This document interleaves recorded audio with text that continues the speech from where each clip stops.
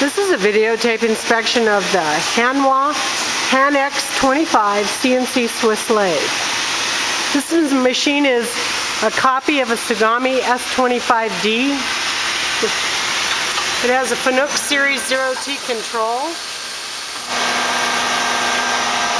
And we have a program running in it so you can hear how it sounds. This is the sub-spindle in. Spindle speed is 2,000 RPM.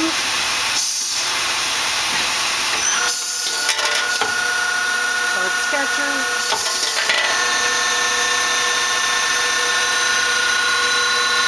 See the main spindle running.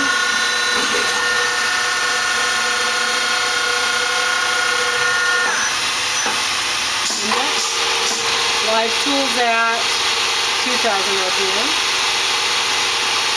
This has 3 live tools, 2 backworking positions that are static, and 3 ID positions underneath the sub-spindle that are static.